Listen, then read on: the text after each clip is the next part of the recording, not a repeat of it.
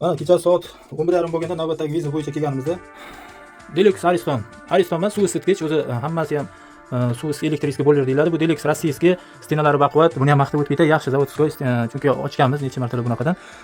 Yaxshi suv isitgich, qarang. Buni aybi suv uydagilar suv oqyapti deb chaqirishdi-da, hali 1 yil bo'lgan qo'yishgan. Men aytdim, mumkin emas 1 yilda teshilishi. Qachonki 7 yil, 6 yil, 8 yillab tozalatmasdan ishlatilsa, stenasi chirib teshilishi mumkin, lekin 1 yilda umuman teshilishi mumkin emas. Deb kelganimda rostdan ham buyoqlardan mana orqalaridan suv mana aka suv oqyapti.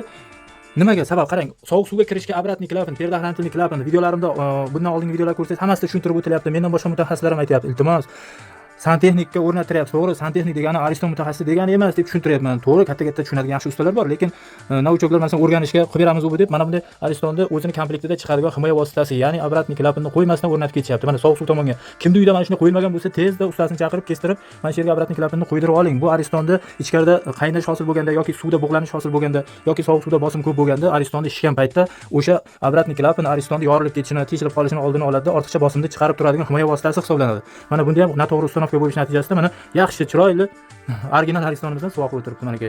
Hozir bu kishiga mana yerdan qirqamiz, ozgina o'tik ishi bilan обратный klapanlarni qo'yib, joy-joyiga qilib hammasini qilib beramiz. Xudo xolasa salomat bo'lasizlar, podpisatsiya tugmasini bosib qo'yasizlar.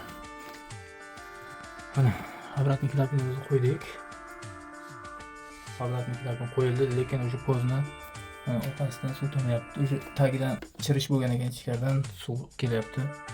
Davlina o'ta kuchli, obratный klapan boshida qo'yilmagan, mana suv to'mayapti. O'sha kech, endi almashtirishga to'g'ri keladi. Buni yamashdan ko'ra yangi olgan arzonga tushadi. Jalka shunday yaxshi Ariston jalkada prosta. Men shuncha aytaman-da, o'rnattirayotganda mana shunisi obratный klapan bilan birga o'rnattirtiring. Santexnik ekan deb to'g'ri kelgan odamga o'rnattirib yurishmas deb o'rnatyaptimi? Mayli, kim bo'lsa ham ayting. Mana bunisini qo'y, zavoddan bergan-ku, shuni qo'y deb ayting. Qo'ymagandan keyin mana shu yangi Ariston ustiga ketishga to'g'ri keladi.